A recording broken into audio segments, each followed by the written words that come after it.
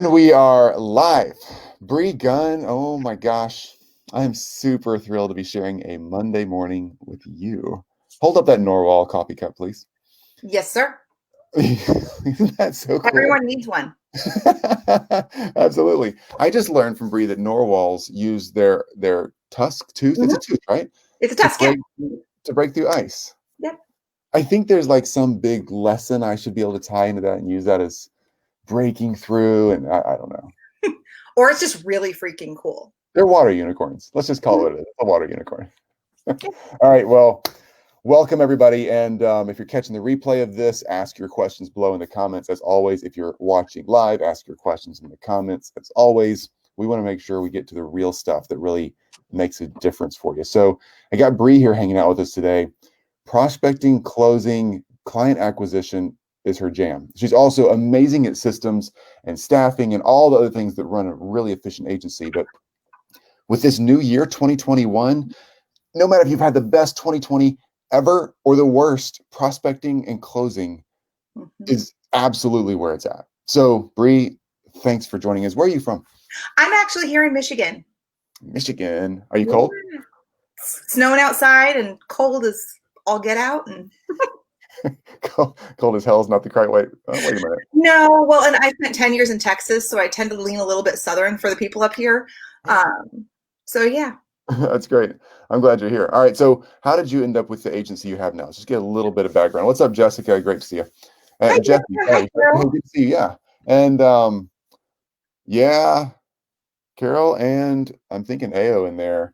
Yeah. I can't see your name there, AO, but I think that's you if you're talking about Carol. Anyway, Bree, how did you get started in your agency? Like, explain where you are and kind of briefly where you came from, and then Yeah. back into the real stuff. So I built my business to where it is now because there was a need for someone who understood and was able to do what I do. My business handles content, copy, all of the pieces of your sales funnel, Mm-hmm. and there was a big hole in the market. Everyone does sales funnels in kind of the same way, and I wanted to break the system because I believe in relationship marketing. Mm-hmm.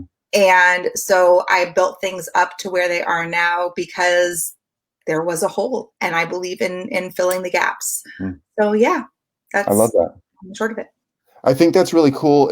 If for those of you watching and still trying to figure out, which took me forever to figure out my who, like who I was going to help and what I was going to help them with.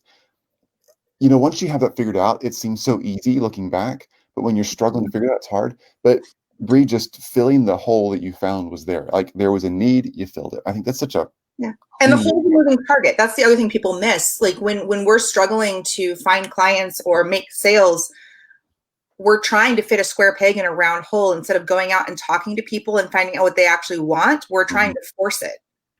Yeah, yeah, that's so true. We force it because we think it's a brilliant idea, Mhm. not because of yeah. Yeah, Okay. it may be a brilliant idea, but we need to be able to talk about it in a way that is relevant to our audience. Because Mhm. if you want to serve 6, 7, 8 figure entrepreneurs, but your audience is 4 and 5 figure entrepreneurs, you need to fill the gap Yeah. and be relevant to the people that are actually paying attention to you so Mm-hmm. that you can get them to where they want to go. Mm-hmm. Couldn't agree more. All right, let's talk prospecting and closing. And when we're talking prospecting and closing, before we dive in there, it is Martin Luther King Day here in the United States. And all 50, by the way, Bree, I didn't know this until I was just looking on Google this morning. Mhm. All 50 states started celebrating Martin Luther King Day in 2020. No, 2020, year 2000, 2000. I was thinking all even numbers there. In year 2000, not that long ago, and all 50 states started celebrating them. Um, I think it was Reagan who signed the day into becoming a national holiday.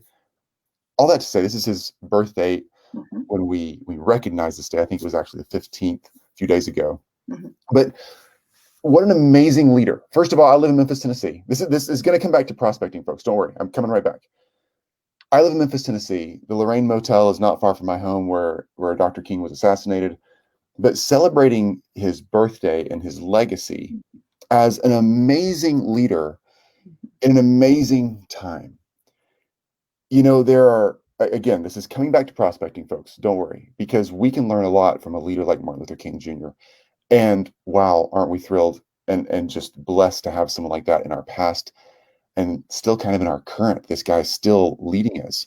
So I didn't realize how big a deal this guy was until Jill and I started traveling the world with our kids. And all of a sudden I was like, oh my gosh, kids, there's Martin Luther King Jr. Boulevard. And we're in Greece or some random place like that. And he's impacted the world. All right. 2020 seems like one of those pivotal years where society groans trying to make a strong turn in a new and good direction with our social, racial stuff we've had to deal with here in the States, and I know around the world. Yep.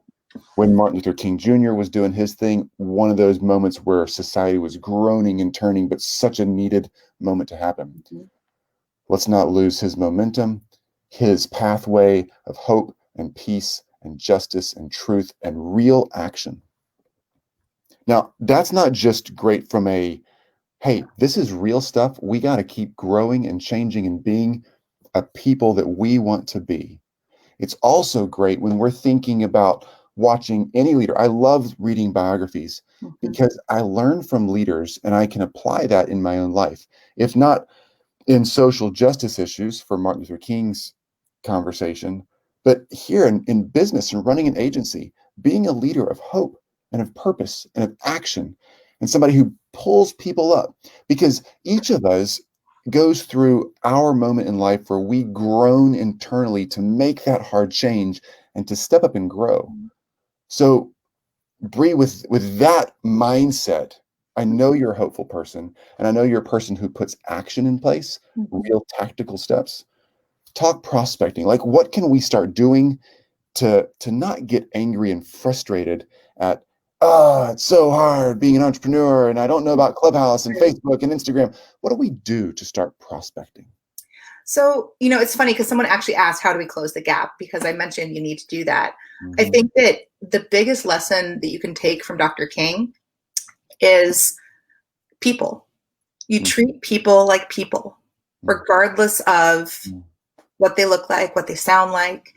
And we have come out of a time where, Chris, you know this, where you could scream from the mountaintops that you had something for sale and everyone would buy it. That is no longer the case because we have market saturation, right? We have so many people out there offering so many things that we have to not be the loudest, we have to be the most impactful. And so that closing the gap piece, it starts with treating people like people. It starts with treating people like people where they are. It starts with saying, okay, you want to be a six-figure entrepreneur. Here are the steps that you need to get from where you are to where you're going.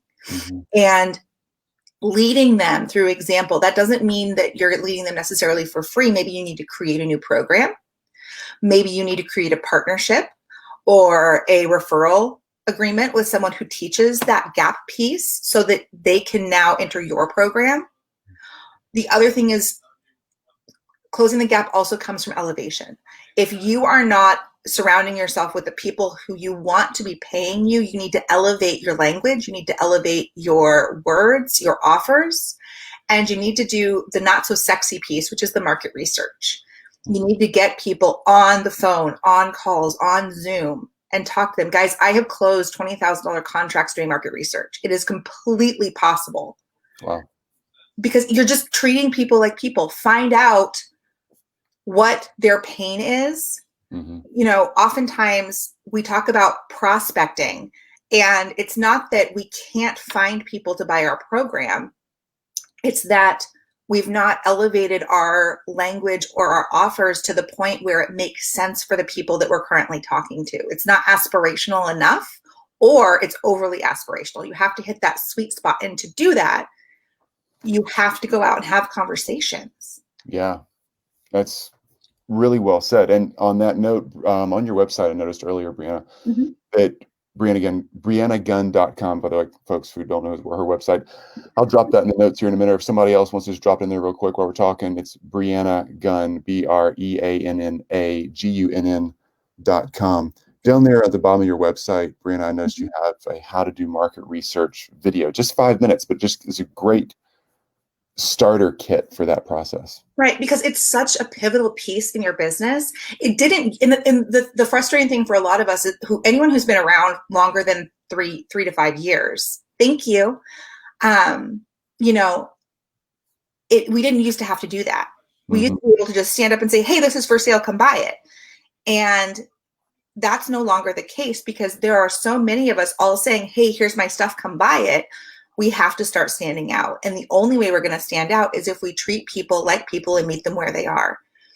Because, you know, you don't go buy a car because you need a car. You buy a car because it's pretty. It has the right interior. It has the right cargo space. It can fit the right amount of people, right? You don't just buy a car because it's a car. You buy a car because of the features and the benefits to you. Mm-hmm. And you need to figure out where your audience, your current audience is and what features and benefits they want so that you can fill that gap for them. You know, Yvonne, yes, great. Thanks for re-quoting Bree here because you're right. We must treat people like people where they are. Where they are right now. And back to your car analogy there, Bree, that's a really great one because when I buy, for instance, let's think the last car we have a relatively new Suburban sitting out there. Nice. I don't know anything about. It's our 4th Suburban. We have 5 kids. We've destroyed the previous 3. We like kill them and then dump them in a lake and then run away. You have a pyre for them and you say thank you. And exactly. So this is the 4th one. I know nothing about the mechanics of the car. I know we need 4-wheel drive. I know we need cargo space, seat space, and we do road trips. But other than that, the engineers at, I guess that's Chevy, the engineers at Chevy aren't sitting in the showroom trying to impress me with all their knowledge like we sometimes do with our markets. They're just saying, hey, so you got 5 kids, great, so you need a lot of seats, awesome, and they leave it right there. The sales folks know to keep it simple and keep it dialed back to my 2nd grade view of cars, and it works. They're meeting me where I am, and they're keeping it simple for me. You know, I used to sell cars. Fun fact. No way. Yeah, I did. I sold used cars. Are you any good at it? I made $30,000 in 30 days. Does that count? That's good at it. Okay, I'm with you. But I dealt with people with really bad credit, and they'd come in wanting a Mercedes or wanting a Camaro or wanting, you know, the brand new Honda on the lot, and I'm like, that's nice. Here's your Dodge Caravan. Yeah. Because at the end of the day, and you know, you need the vehicle that not only is practical for your needs. That's a really great point. You also need the vehicle that fits your budget. You need the vehicle that makes the most sense for where you are right now. And the vehicle doesn't always feel like the right vehicle to them, which is why those features that he talked about, the engineers stay out of the sales process because those pieces don't necessarily matter. It's the results. You're going to be able to separate your kids so they can't hit each other anymore. You're going to be able to, I don't know if your kids are like that, but don't cross the line. It's my Yeah, I had 3. There were 3 of us, and we used to have to sit like on either side of the Suburban and the one in the way back. We called it the way back, so that we couldn't touch each other. You know, it's having the ability to separate. It's all of those pieces are what are the catalyst to purchase. It is not the 8-cylinder engine. It is not. I mean, the 4-wheel drive is nice, and it's, you know, you have snow, but you could probably handle all-wheel drive. And I don't know how it works. I turn the knob. That's all I want to know. Yeah, Turn the knob. right. You don't need to go so deep. I mean, I drive a Chevy too. I absolutely love it. And we looked at Suburbans, and I was like, I grew up with them. I'm not going to drive something that big. We definitely have Chevy users here for sure. Yeah, like that was. I mean, I live in Michigan where we build Ford. I'm the weird one. I don't drive a Ford. Noelle and her kids call it the backpack. I like the backpack. Yeah, we call it the Wayback, and then I think, isn't it Peabody and Sherman who had the Wayback machine? The Wayback, yes. I was thinking when you said that, I thought that too. Yeah, their time machine. Yeah. But you know, you think about making purchases when you go buy groceries, when you go do any of your daily or regular shopping. You're not thinking about the features of the products. You're thinking about the benefits, how it's going to taste, if you're going to waste it, and with programs that are more esoteric, that aren't as tangible for people, you know, they're buying something on faith, you need to paint the benefits for them. If you buy this program, this is the transformation you're going to undergo. if you work with me, if you come hang out with me, let's take the purchase off the table. If you come hang out with me in my world, these are the things I'm going to teach you. This is the vibe I'm going to put out there. This is what I'm going live about. This is what I'm talking about. And you will begin to attract the audience that you can actually sell to because you've done your market research, because you're getting people on the phone regularly. Mm-hmm. And because you've taken out that piece of overwhelm, you've taken those features away, so it's not even a part of the conversation. Yeah. You know, it's overwhelming for people to have to choose between you and someone else. Make it simple. Mm-hmm. Yes. And you just said something, I don't know if anybody caught this, you just kind of blew past it. When you're out there doing your thing, you're out there talking live, you're releasing videos or whatever. That's such a big piece of it.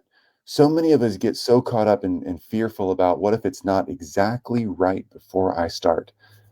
But, you know, as you have, Bree, as everybody I'm sure is watching, we've all tried our version of market research. And again, Bree's got a great little video on her website about how to get some clarity around that. But starting with the research you have today, mm-hmm. Spend another hour or two this afternoon doing some more research if you want to, and then start going, because the real time on the street, mm-hmm. calling Facebook Live even on the street, the real time on the street is where you really learn about the people who are on the street and get out of your own head and get to hear from them. Yeah. I've learned so much about this digital coaching marketing space by doing lives every day in this group, folks. Those of you who are watching, you don't realize how much market research you give me and my team because you let us hang out with you and you let us learn where you're getting stuck. That was the stuff I forgot about 10 years ago. And I'm like, oh yeah, that's what it was like. So be out there in your real community and listen, you know? And stop worrying about being perfect. Yeah. You know, guys, I've had lives where my kids bust in and people get to see me play mom, which is not always pretty. You know, be real. The thing is, we are all in this together, and being so incredibly aware that we are human and asking for grace goes mm-hmm. so much further than always being perfect. Oh, you have a prospecting meeting today. That's super exciting. That is exciting. Gives a little more detail there, Noelle. Do something for me. I want you to test something, and then I want you to come back and tell me how it works. When you ask them what they're struggling with, what their pain is, we all have the question that works for us, right? And however you phrase it, you're going to ask them what they're currently struggling with or why they hopped on the call with you, right? Mm-hmm. When they give their answer, don't start talking. Instead, say, that's really interesting. Tell me more, and be quiet, because that's going to give you the piece that you can actually sell to. If you make that one little shift, just that one shift in your sales calls, one, you're doing market research sneakily, and two, you're going to have a much easier time converting them to clients because now you're speaking in their language. Mm-hmm. Yeah, I love that. It's so true. It's like being a good therapist. You know, the therapist never really give you all the answers you want. They just ask you the questions and let you uncover them. Yes, it's 80-20. It's 80% silence and 20% talking. And when you forget that, that's when things go south. The 80-20 rule on prospecting. I like that. That's good. Okay, excellent. Yeah. So you do this thing called a 5-day launch. Oh, hang on. We're making a plan. Okay, here's another great thing from Noelle. We're making a plan on who/where to reach out, going strong in the next month. Awesome. Awesome. Just don't overextend yourself. A lot of us make that mistake. Double duty. If you can get your phone and your laptop and you can go live on 2 platforms at once, leverage. Do not try to be everywhere at once, because I promise you will burn out, because I've done it before. And yes, and sitting 50% raise by sitting in awkward silence. That awkward silence, I'm telling you, find something to fidget with. I have, like, kid you not, guys, I have a little ring that I can spin. And I will sit here like bullet where they can't see, and I will spin that little ring, and I will just wait for them to talk. You do not want to be the one to pick up that conversation after you've stated the price. I'm picturing Hermione in Harry Potter, and she's got the little time turner. She spins it like 3 times back. You got just the right number of spins. You can spin it and be like, right, there it is. Yeah, because the thing is, you know, a purchase decision is more than just giving them the price and asking if they want to sign up. They're actually going to do calculations in their head. They're going to remember their bank balance. They're going to remember what payments are coming in. They're going to remember all these things. And if you don't give them time to process and you keep talking, you actually disrupt their decision-making process. Yeah. Yeah. Yes. Noelle, right? She's awesome. Okay. Yeah, that's good, Bree. Simplification, one place at a time. I know, right? I have not done Clubhouse yet. And it's because of that very reason. I know it's super cool. We got these stacked invitation people keep sending, but I haven't even logged in. It sounds like one more thing to do, and I'm liking my simple January right now. And I'm in a Clubhouse, but I'm only on Clubhouse maybe twice a week. And it's very intentional time. I'm not sitting there listening to it and losing time because I know myself. Yeah, you get sucked in. Yeah. I know I'll get there eventually. It's just, again, keeping it simple and staying focused You on. got to do what works. If you don't do what works, then you're not going to keep up with it. Mm-hmm. Yeah. You tried to add me. Well, thank you. I'm trying to add you on Clubhouse. Thank you. Appreciate that. Keep the invitations coming. I'm just seeing how many I can get. I'm looking for a record. You're collecting. You're trying to be the collector of all the invitations. Yeah, without ever signing up. All right. So you got this 5-day launch process. Explain two things. Yeah. One, anybody watching, great process to jump into for 5 days. It's a great way to get into what Bree teaches. But also, why do you use that structure? If we're going to jump in there and learn from you and see how you use that kind of a tool, why do you do that? Well, for one, you need to build trust, right? Relationships are all about trust. You don't get married if you just meet the person. That'd be very awkward. Like, hi, we just met, but let's get married. That's super weird. Don't do that, please. Yeah. The 5-day challenge is literally, it's a way to get into my process. It's more about how to find the right people to sell to. And so it combines my sales skills and the market research piece, because so often, not even 3 years ago, we could throw up something for sale and everyone would buy it. But the economy is different now. The vibe is different now. Our expectations are different. And people really, really want that relationship. So in building relationship, I chose the 5-day challenge model because it would give you, if you decide to sign up, a taste of, one, who I am, how I talk, how I function, how I the pace and speed at which I move. And, a single download doesn't really do that. I do have those, but I find that most people come in through my 5-day challenge because it gives you a definite result versus more of an esoteric out there, like someday maybe result. And in a very results driven society and a results driven industry, it's a taste and see. And if I'm the wrong person, great, bye. It was nice to meet you. And if I'm the right person, then you hang out and you find out a little bit more, you reach out and you book a call with me.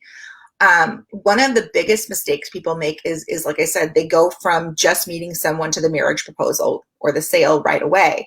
Now, is there a time when that works? Absolutely. I have people who I meet and we sign and we go. But it is definitely not the norm, especially right now.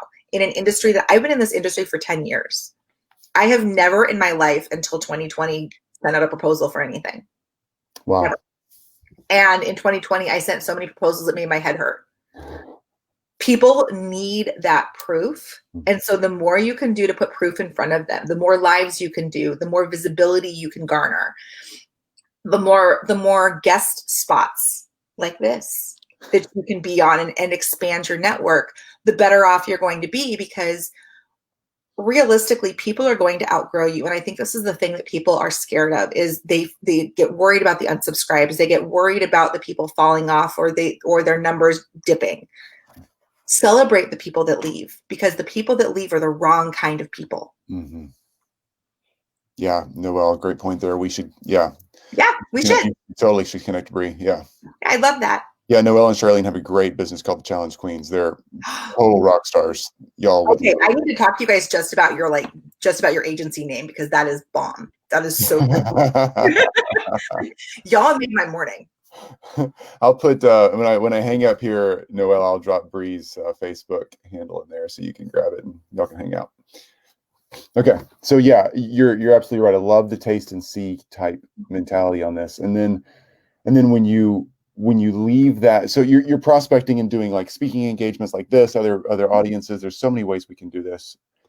Give your people a place to go. How important is it when you're speaking at something like this, Bree, which obviously this is a relatively small audience compared to a lot of things you speak at. But when you're speaking at something like this, how important is it to have a place where you can point people to get to know you versus just your Facebook profile, let's say? You can use your Facebook profile for a lot if you do it right. You can get your heading and put language on there that helps people understand who you are. There are a lot of restrictions. Yours is not the case necessarily, but there are a lot of restrictions when you go on a live like this, or you are, you can't sell from stage, you can't do these things. So having a landing spot, whether it's a group, an email list, please have an email list. If you don't do anything else today, please get an email list. Have a place for people to go, because I look at it this way. Like when I buy a course, if I can learn 3 new things, that is a successful purchase. If I go speak and I find one person that I connect to and that we really vibe, and I've expanded my network by that one person knows other people. Yeah. That one person needs to know how to get my information into the hands of those other people, right? So making sure that you have handles, even if you don't use the platforms, on the platforms that you are being featured on, whether that's LinkedIn or Instagram or Facebook. I think those are the 3 main live platforms. Sure. Clubhouse notwithstanding, because they don't really have a way to connect out inside of Clubhouse. You have to go to Instagram. Yeah. But making sure you have a presence, making sure on Instagram you have those 9 tiles filled so that your feed is actually like a full feed if they don't scroll, right? Yeah. Making sure on Facebook that you have taken full advantage of all of the features on your page, so that sending them from there to your email list, sending them from there to a challenge, making sure that you redirect people inside your network of, it's more of a web, really, the web of where you live in the inner space, or in the interwebs, right? If we can get people to funnel themselves into the platforms that we're speaking on, even if we're don't have a large presence there, from there we can direct them to the places where we do have a larger presence. If you got a chance to go live on LinkedIn and you were not able to, you don't have really a LinkedIn profile, but you have a huge profile on Facebook, make sure somewhere on your LinkedIn that you have connect with me on Facebook in the link. If you go live on Facebook and you hate Facebook and you don't want to be here and you want people to go to Instagram, make sure you redirect them somewhere on your profile. Get really smart about telling people where to go, because the thing is, we all want to hang with you. But if you don't give us a place to go hang with you, we're going to forget. It's like shiny up. It's like being Dory, right? If we can remember that P-31 Sherman, whatever it is. Yvonne, good to see you, by the way. Have a great day. Thanks for being here. Thank you. We have to direct traffic. Realistically, we're like the little people we're the people at the airport directing the landing planes and saying, connect with me here. And then once they connect with you here, saying, cool, I love that you're connecting me here. Let's go hang out where I hang out, which is over here, or email. Sherman Lane. Lane, thank you. Pete. Noelle, you're on fire this morning. You like totally. I know it's Sydney. I know that much. I was literally just at Disney. I should know this. So, okay. Love the web analogy, not the World Wide Web, but instead of the funnel, like a linear process, it is a web, because we all wish that everybody would come in our funnels, our sphere of influence, and go in this line. Nice. It would be nice, but people bounce around. It's like relationships in real life. Oh my God. We're building relationships. Oh my gosh.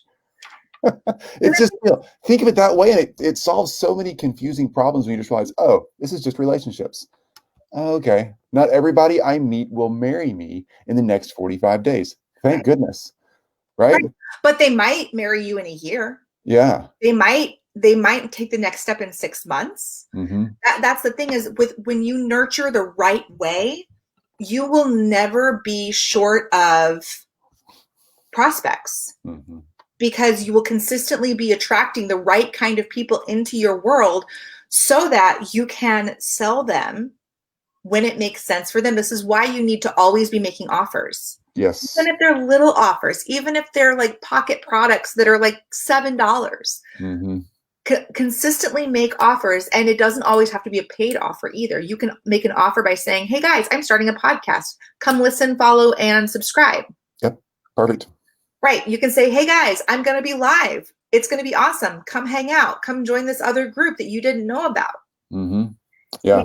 It doesn't always have to be paid, because the thing is, we consume a lot of free information before we ever make the decision to purchase, the decision to have that conversation. Mm-hmm. So you need to give people space to learn. Love this. Good. Sean up there just said good words, Breanna Gunn. Thank Absolutely. you. So true, Sean. And welcome, CN. Welcome, West Waters. Susan, I see you there. Yeah, Susan, sorry. Bree, this thing I keep seeing. Oh, let me just scroll down here and see Noel said one more thing here is worth saying.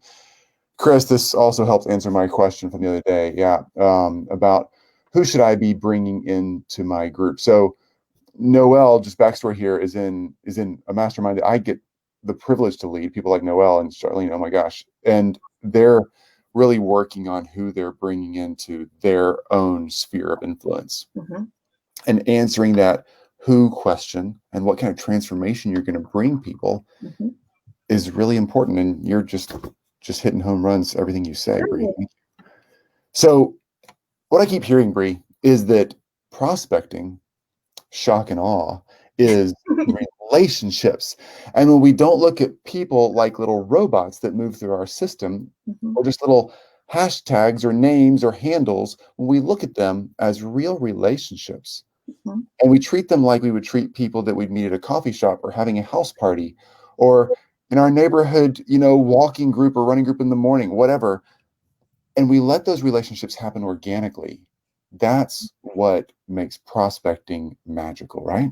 Right. And then it makes everything so much easier. If you're always making offers, people haven't forgotten that you sell something. Right? Because a lot of times we're scared. We're like, oh my gosh, I don't want them to be offended. You know what? The people who are not a good fit, they're gonna check themselves out. They're gonna leave your list. Celebrate them. Be like, hi, I'm having a party for you. You're awesome. Thanks for being here for when you were here, and see you later. If I was just starting. Good question there, Jesse. Oh, if you're just starting, get out there and hit the pavement and do market research. Make it a priority to get out there and ask people, what is your biggest struggle in whatever your market is right now? For me, it'd be, what's your biggest struggle with sales right now? And when they give you that answer, go, that's really interesting. Tell me more, and shut up. And do that over and over and over and over again. And you will hit people that are like, so can you you'll know, you'll be able to fix that problem. They'll be like, well, how do I hire you? And you're going to get stuck going, give me a second. Because when you do enough market research, you are going to be able to predict and make those sales so much easier. And if you're just starting out, it saves you the trouble of targeting the wrong people. Yep, absolutely. And Jesse, I would add to that, wouldn't change a single thing Bree's talking about. And then just take action. Once you think you've got a handle on it, like in the next week, start doing stuff. You can ask them when you're doing market research, hey, I have a program that actually solves that. It does X, Y, Z. Can I ask you how much you would be willing to invest in something like that? Yeah. You'd be shocked how many people are going to tell you exorbitant numbers. And when you're like, well, I was thinking of making it like $10,000. I'm like, oh my gosh, how do I join? Yeah, because they know what it's worth. Amazing. And then Jesse, if you're looking for like where to simply start market research ideas, obviously you can go to Bree's website, Breanna Gunn. Scroll up in the comments a few points and you'll see it there. I'll also put it in the top of the video here in a second. And then she's got something at the very bottom of her website talking about that. You can also join her 5-day challenge. And that's totally worth a couple days of time. It's not days. It's a little bit of time for 5 days in a row to learn the process. Also, Jesse, once you figure out who you want to help and how you can help them, even if it's just a rough idea, get out there and start a Facebook group or start talking about it. Start leading people, start answering questions, start finding questions on Google and answering them in a group on your Facebook profile, whatever, and see what attracts people, and then have one-on-one conversations. It totally works. And the other thing you can do, is you can find a mentor. Neither of us bite. Find someone who's smarter than you. Find someone in this group who's been there before, and use them to, I'm going to have to, Mom, give me just a second. That is enough. I am on a call. I love that. Sorry, guys. I love it. I'm out. Woo! That would take care of me right there. But you're like, and I'm not going to say anything else. You know, it's one of those things where find people who are a little bit further ahead and be friends. The thing is, I don't bite. I have so many people who reach out to me and ask questions. I love helping. Most of us who are entrepreneurs want to see you succeed. Like, we are over here, even if you don't talk to us regularly, cheering you on. When you post that you had a success, we are like, guys, we have dance parties in our offices for you. You don't want to see them, trust me, but we get really excited. So celebrate your successes, share them. So in order to figure out how much to charge, you would just ask them what they would be willing to invest. Honestly, yeah. It's funny, Cian, that seems overly simplified, but yeah, that actually is a really great way to start. And then you can go up from there. There's plenty of room to go up from there. But I promise 9 times out of 10, you're going to ask them, you're going to ask those questions, and they're going to say numbers that are more than you thought you could charge. Yeah. So it gives you a starting place. Because someone was like, oh, it'd be worth like $50,000. And I was like, well, I guess the $7,500 I want to charge is not that much. Yeah. Yeah, ask that question. It's a fun question to ask. It's shocking what comes back. It gives you the guts to know you can charge it too, which is a lot of the pricing, honestly, is in our heads. And just having that confidence is a big deal. Yeah, we've all been there before, that's for sure, Noelle. Yeah. Well, any other questions? Bree's got to go in a second. We're I want to make sure we use her time wisely. No other questions. If there are any, fire them up right here. I'm going to say 1 or 2 more things. If a question shows up, we will answer it. You can find Bree at her website, breannagunn.com. It's up there in the comments, and I'll drop it at the top of this video as well. She has great resources there. You can also connect with her on Facebook. Wow, that's a cool thing. Yeah. She's a real person. Bree, last time I checked, I may have changed, but you know. Bree, thanks for hanging out with us on this great Monday. You know, I love prospecting calls on Mondays. I really do, because they kind of get me fired up. I know, right? And guys, if you have a question after and watching the replay, if you tag me, I will come back and answer it. I just, my little feed of notifications gets so, I have so much there that if you don't tag me, I won't see it. But if you tag me, I will absolutely come back and answer your question for you. That's perfect. Yes. And guys, ask your questions, because, you know, when you ask a question, there's like 100 other people with the same question, just not gutsy enough to ask it. So you help everyone when you ask a question. So keep it up. Y'all are amazing in this group at asking questions and giving. Your group, I'm really impressed with everyone you have in here. That they're asking good questions, and just, yeah, you have a really, really amazing group of people. We only invite really cool people, you know? Yeah, I can tell. Okay, Bree, happy Monday. Happy Monday. This week. Thanks again for hanging out with us. Thank you for having me. I really appreciate it. Okay, bye guys. All right, bye.